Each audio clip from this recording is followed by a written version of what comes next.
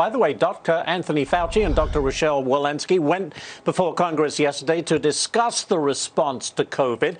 Kansas Senator Roger Marshall was part of that hearing, and he joins us now.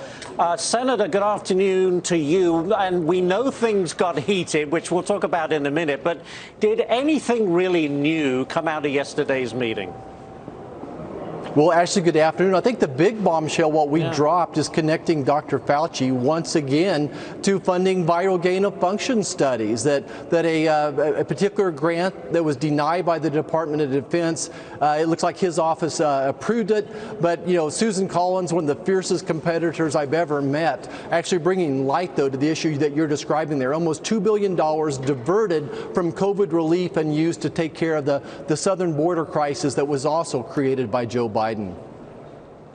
I mean, how frustrating is that? We know that the lack of testing, which the administration, we're told, were, told about it last, October? And yet, when they do get the money, it's funneled down to the southern border. I mean, how galling is that? You know, that's just it. What we had 1.5 million new cases yesterday. This administration has put all of its eggs into one basket. Vaccine mandates, mask mandates, and testing. Really, the testing will never be able to keep up with the situation. We need to be locked in on therapeutics to protect those people who are most vulnerable, those people that have comorbidities, people that are over the age of 65.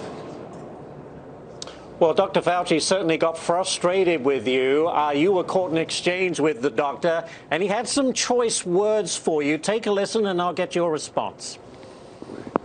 Totally incorrect. Well, we look forward to reviewing it. Senator Marshall, Dr. Fauci has answered you. It is public information, and he's happy to give it to you if you would ask. Senator Moran. What a moron. Jesus Christ. Well, how nice is that? What a moron he's heard on a hot mic there. You know, Senator, would you have any family-friendly response?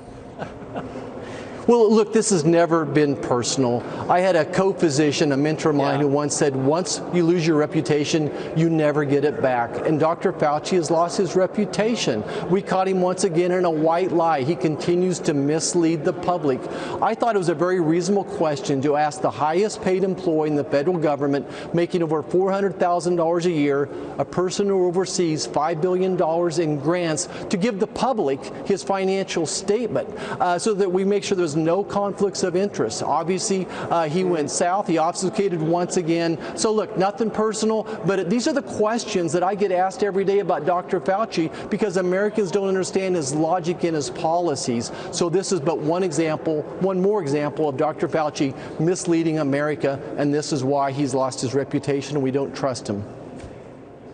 Well, you certainly touched a nerve. I want to shift gears a little bit now to the issue of inflation hitting its fastest pace in nearly 40 years, with consumer prices surging 7% just over the past 12 months.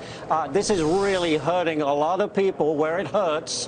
What should we be doing about this, and why is the Biden administration still wanting to spend millions and trillions of dollars? Well, actually, you hit the nail on the head. Inflation is the biggest problem that folks talk to me back home about. This is a social injustice, another crisis created by this president and his policies. And until we reverse those policies, inflation's going to continue. So you think about this president's policies. He's driven the price of gasoline and our utility costs up because of his energy policies. He's exacerbated supply chain shortages by paying people more to stay at home than to go back to work. You throw on top of that vaccine mandates, and then he's printing dollars like there's no tomorrow. You're probably a better expert than I am, but I think our money supply in this nation's up 40% now from a year and a half ago, and he wants to print more. He wants to print another $4 trillion through Build Back Better. Thank goodness we've got that shut down for now. But what's interesting, Senator, is that with all of this going on and the COVID testing, inflation and so on, it seems the Democrats now just want to focus on voting reform of all things. Right. They want a federal takeover of the elections. They want to lose the filibuster to do that. And of course, if you lose the filibuster, what that's really all about is packing the courts, making D.C. and Puerto Rico states, and then they want to go back and then pack the Supreme Court. So it's way more than just voting rights. Look, Republicans want to make it easier to vote, harder to cheat, but the Constitution clearly states that's the state's responsibilities as well. Once again, Chuck Schumer with a solution, looking for a problem.